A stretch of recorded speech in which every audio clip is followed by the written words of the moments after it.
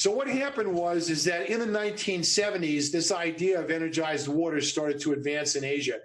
Now, Asia has always been historically more holistic than we are here in the U.S. It goes back to, Chinese and Asian medicine and, a 5,000-year-old culture versus our culture, which is, now like 250, 300 years. So there's a big difference between the two. So this is a giant melting pot. But over there in Asia, a lot of the technology is handed down, from eons of generations, which is vastly different here. So they understand a lot more about energy movement in the body, how that affects overall health, and they understand a lot more about water than we do as well. I was taught in high school that water is water, and it's basically H2O, and the only difference between one water and another is a degree of purity. If that's what you were taught, raise your hands. I think it pretty much is across the board.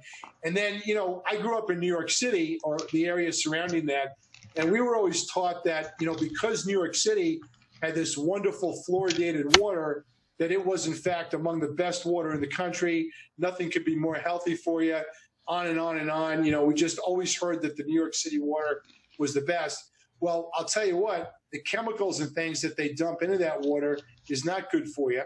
It will keep the bacteria at bay, certainly, but it'll do a lot to destroy your tissues and your blood over time as well.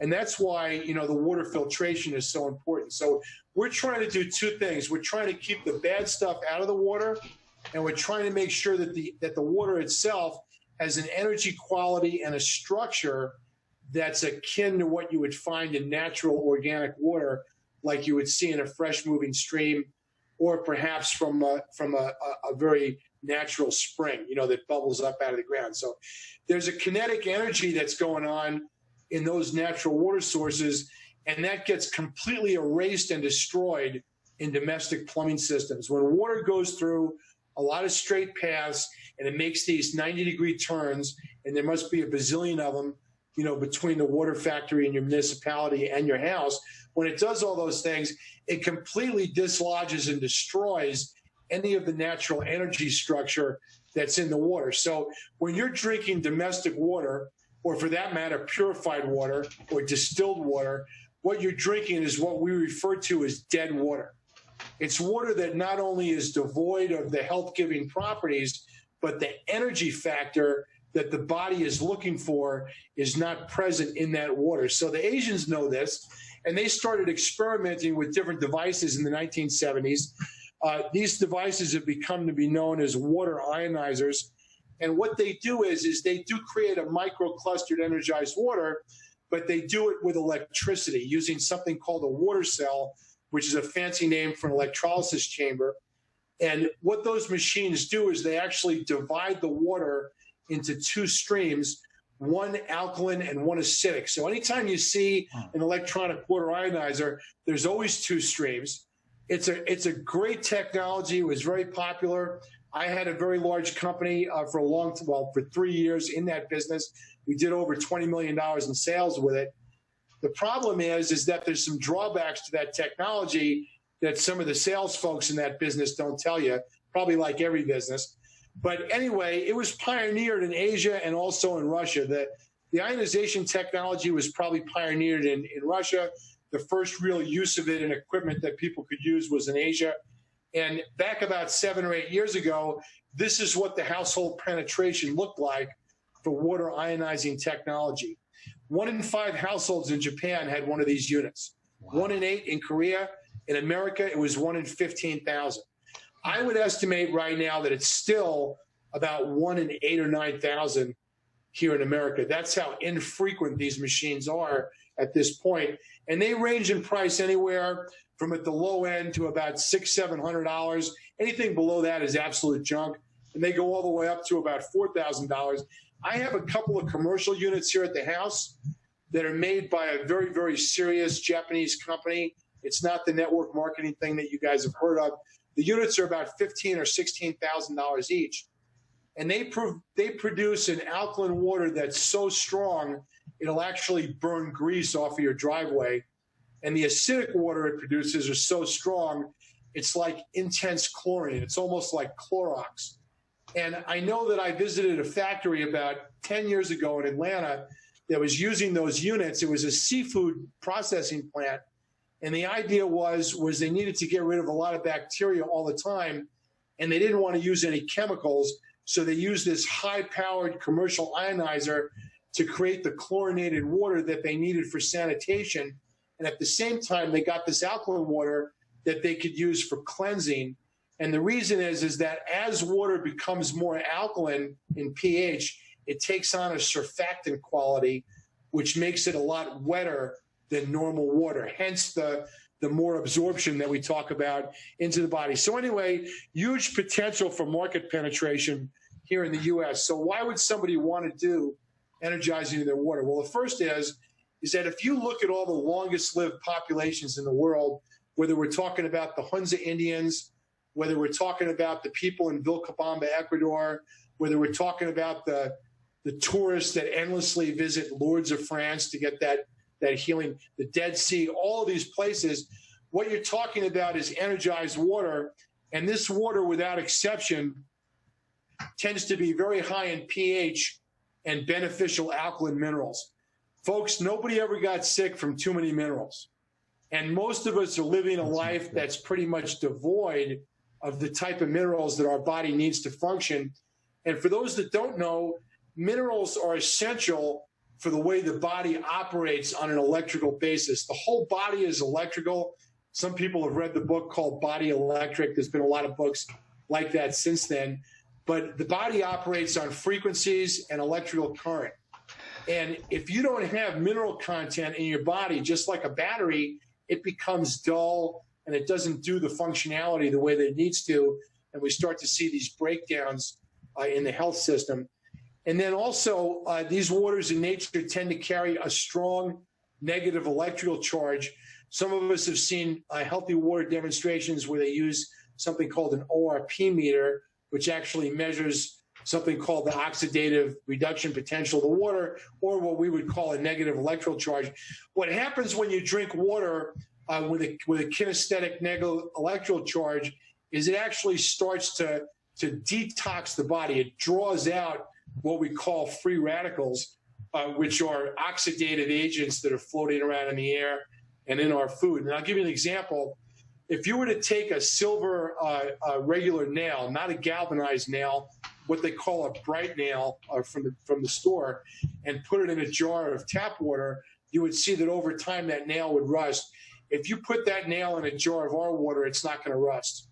And the reason is that our water is about 4 or 5 times stronger in antioxidant than even fresh squeezed orange juice is. So it's pretty potent stuff in the body. That's why we tell people when they start drinking our water that they want to be careful. You don't want to drink too much at once. I like to tell people, keep it to a quart and a half a day for about the first week, because if you drink too much of it too fast, it is absolutely going to flush you out, and it's probably going to be in a way that you don't enjoy. So, we call that a healing response, and there's many of those that can happen. But when you get new people on it, if they're not used to it, you definitely want to tell them to not take too much. Just takes about a week, for the body to acclimate. The other thing is because the water is so hydrating, when you drink it, your body instinctively wants more and more and more and more. It's like a drug. So, just be careful you don't drink too much in the beginning, because it'll really detox you quickly. So the Helix water has certain properties. One of them is it's up to 6 times more hydrating than other waters that you're going to find, even 4 to 5 times more hydrating than fresh squeezed orange juice. It's a very, very powerful antioxidant in the body. We've all understood for decades now how important antioxidants are. It's much higher in dissolved oxygen than tap or purified water. So your body's actually getting more oxygen from this water than it would from other waters. And then it's also very rich in the beneficial alkaline minerals. We talked about that. And it also helps to balance the body's, acid-alkaline balance. Now, a lot of people would have you believe that when you drink, alkaline water, it goes right to the blood and it changes the blood pH, and they go down this rabbit hole. And the truth is that water itself, it can be alkaline, but it's not a very strong alkalizer. And we've seen these demos where you could have a glass of beautiful, 9.5 pH water, and you put the test drops in and it all turns purple.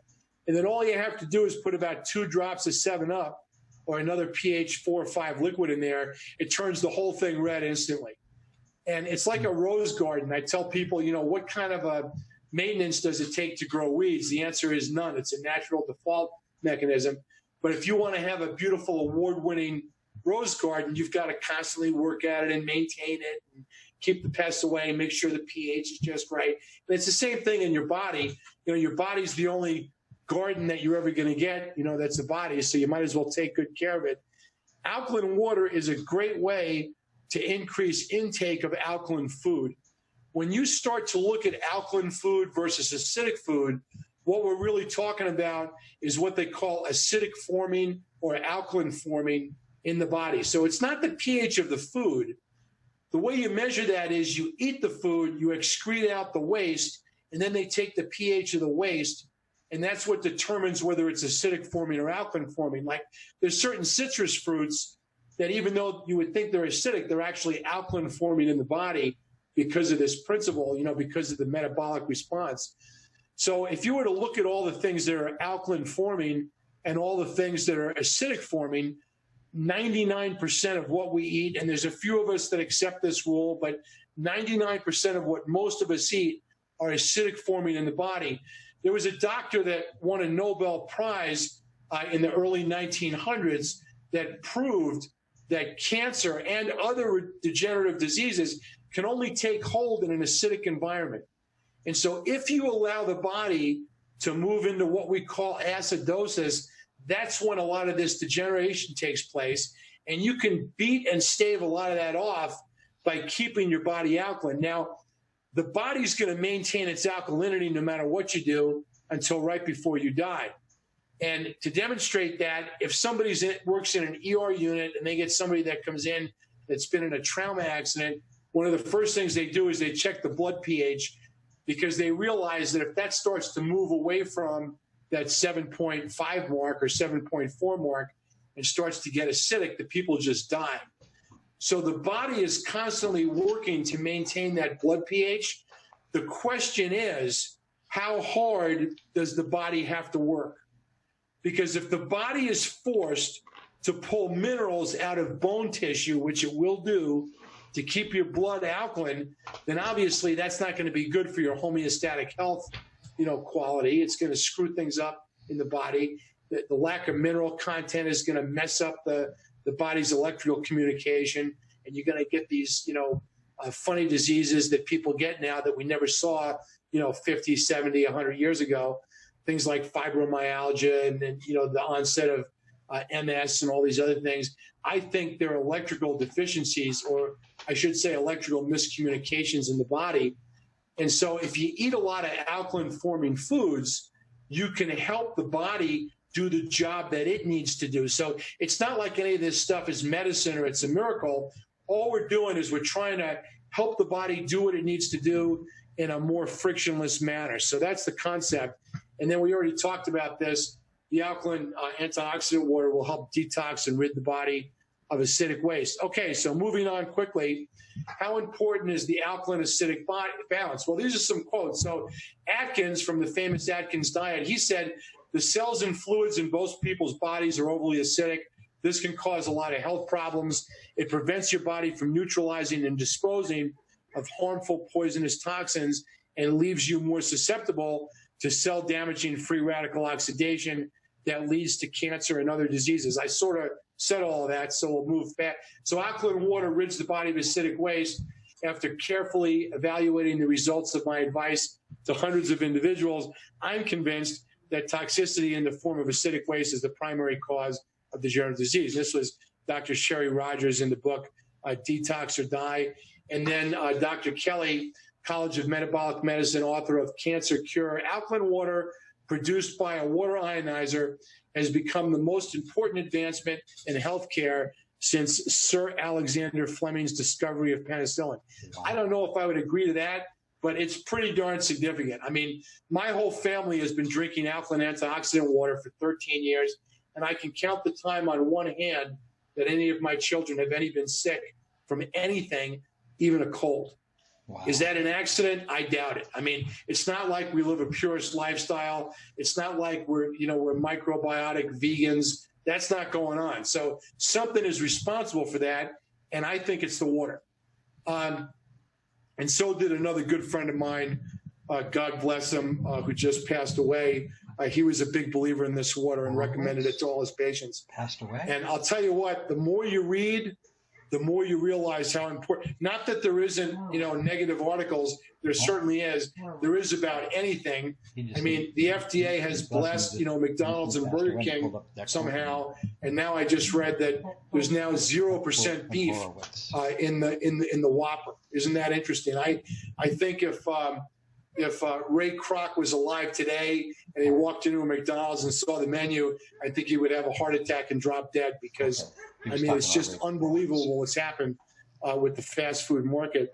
And we all need to take personal responsibility. A wise man once said to me, we dig our own graves with a knife and a fork. And I think he's right. That was Ron Williams. Okay, so pure versus healthy water. I'm not a big fan of purified water left in its own state. I've seen results and what it's done. I've talked to a lot of doctors that have studied it. Water needs to, by its nature, maintain a certain alkaline mineral content. And if it doesn't do it, it's gonna pull into itself these things. So if you're drinking nothing but purified water all day long or distilled water, it can be great for a time. It is absolutely going to be devoid of bacteria and probably cysts and viruses. But over time and distance, when you drink that water, you're forcing the body to leach mineral content into it. So you better be doing some serious heavy mineral supplementation. The other thing is purified water is very, very, very acidic. It's not found anywhere in nature. It carries a strong positive charge. We call that an oxidant. It's actually a superoxidant, and it can leave a very heavy feeling in the stomach. You can drink 1, maybe 2 pints usually of purified water, like some of the big name brands that you see. You could drink 2 gallons of this water, and it's not going to fill you up the same way. And that's but just don't do it in the first week. We talked about that. Okay, so hydration facts real fast. It's estimated that at least 75% of Americans are dehydrated. How many people have read one or several books written by a guy named Dr. Batman Gilish?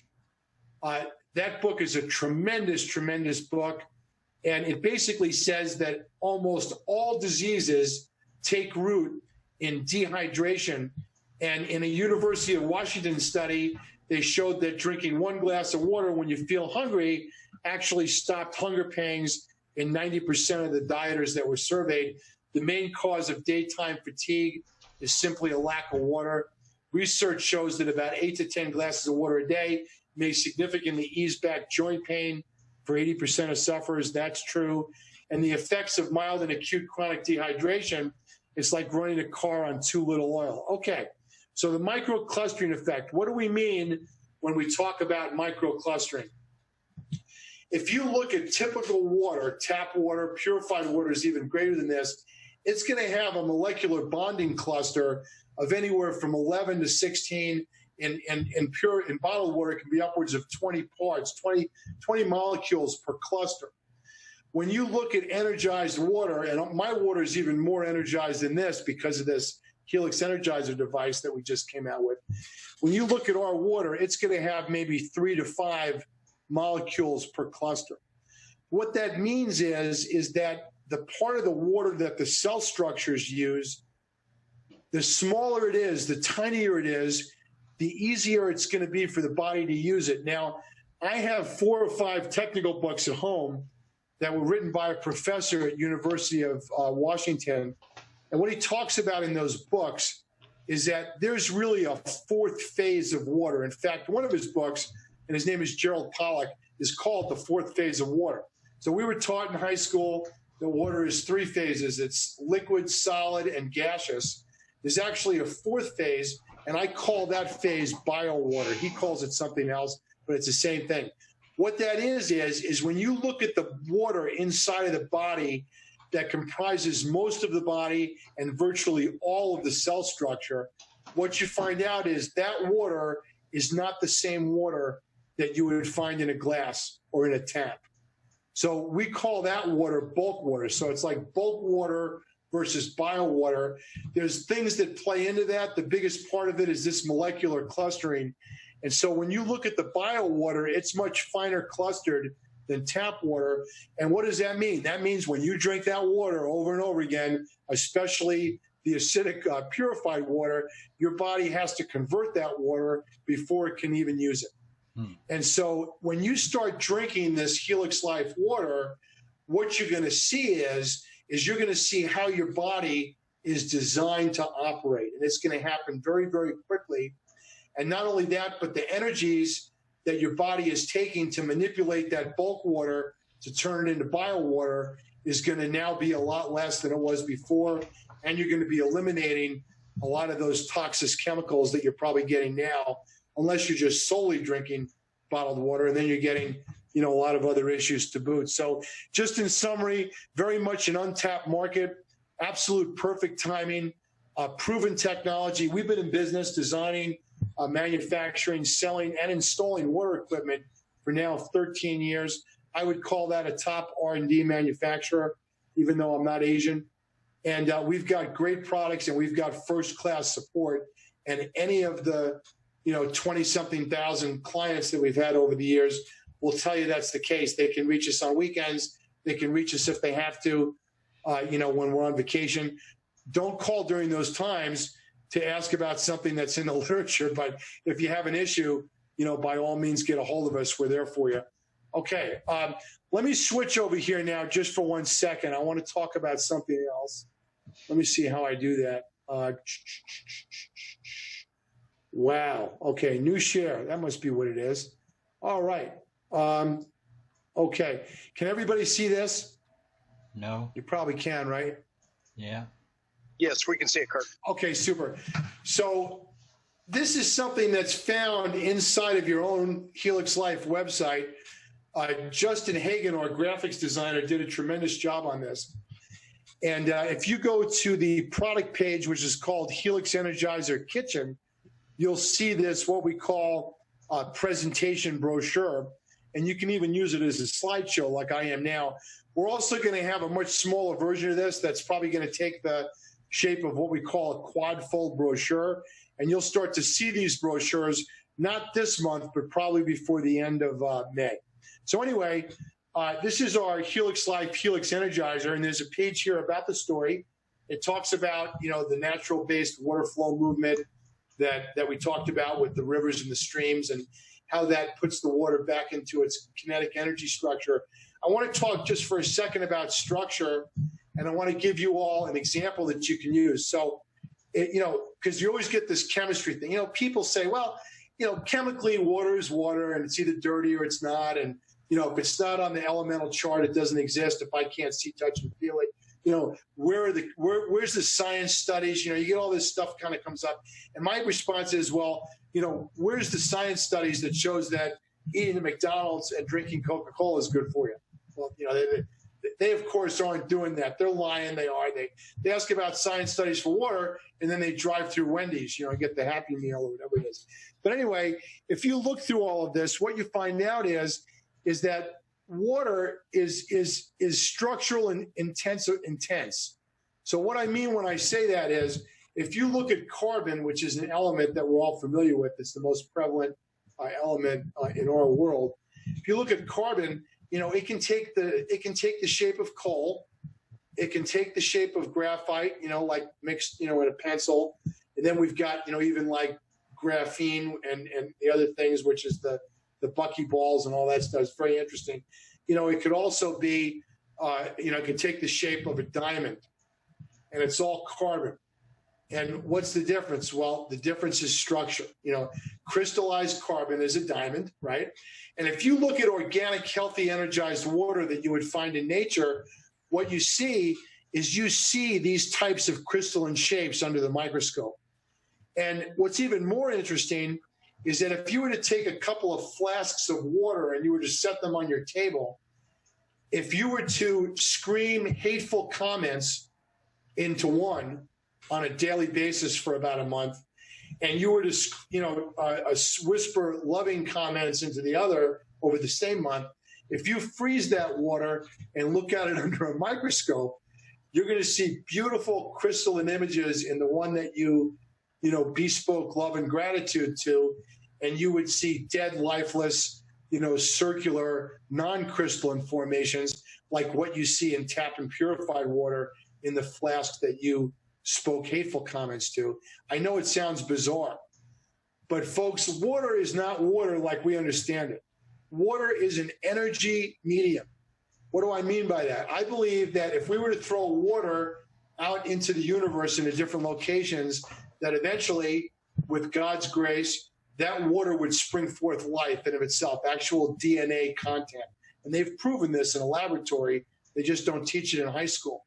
There was a man that won also a Nobel Prize for science, that he did an experiment that I think validated not only homeopathy, but also what we're talking about with the energy frequency medium of water. And what he did was he took a diseased organism. It was actually an AIDS virus, and he infected water with this virus, and then he purified that water and pulled all the virus content out. So there was absolutely no virus material in that water. It couldn't be chemically detected. It was not in the water. And then he created an energy frequency from that glass. He transmitted it over the internet to a computer to another laboratory, I think 200 or 300 miles away. This was done in Europe. And they actually picked up the frequency pattern of the disease in that water glass, even though there was no content present.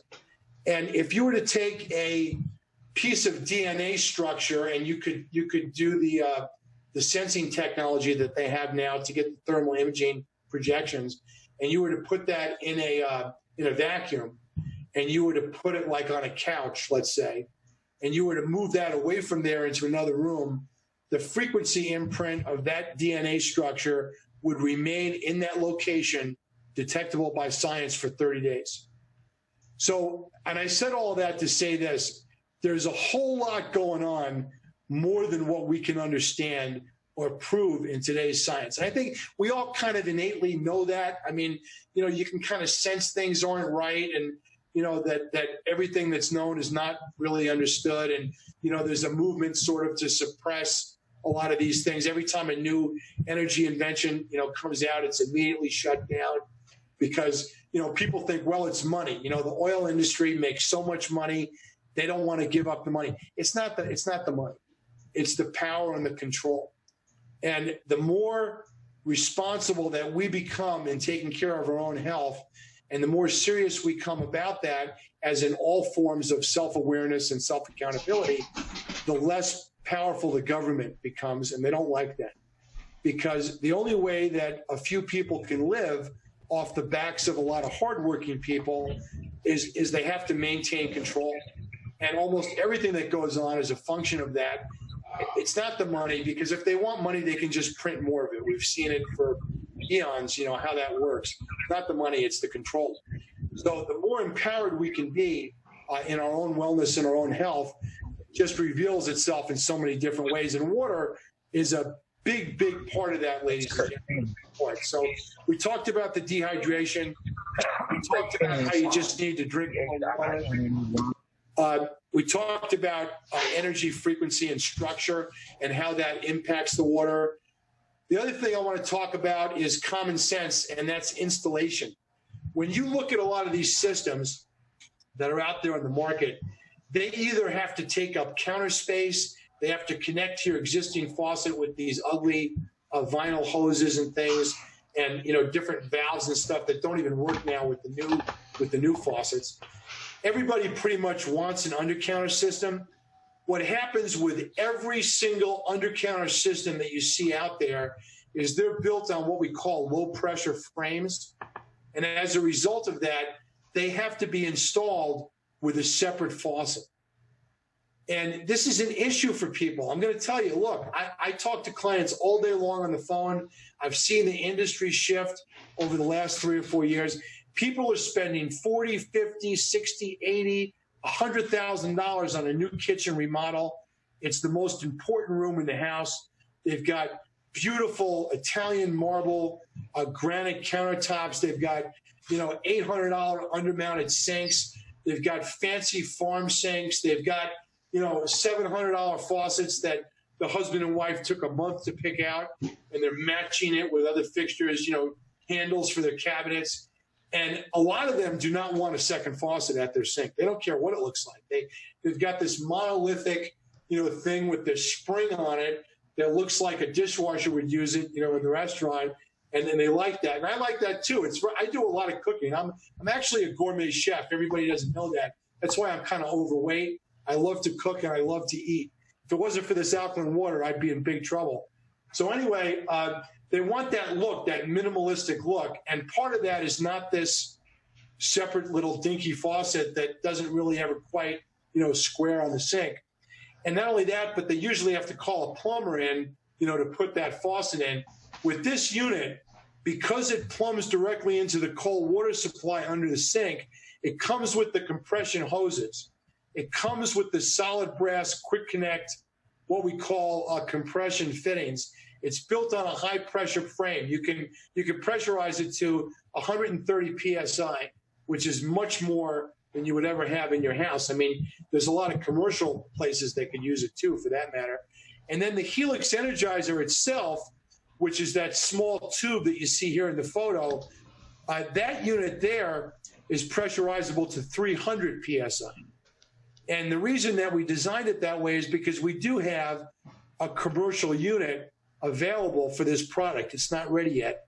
We also have a whole house unit that's available for this Energizer. So we've got a vortexing, microclustering, spa-type water energizing unit that you can install into your whole house plumbing in about a half an hour.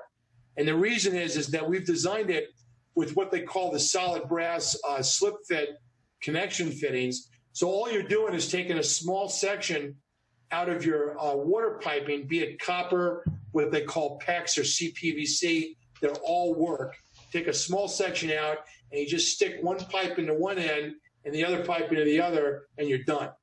And then when you move, you can actually take the unit out, and we're going to have a replacement thing that you can buy, that's going to cost, I don't know, $35 that you can put into its place and then take the thing with you. It has no moving parts, no consumables, and it never stops working.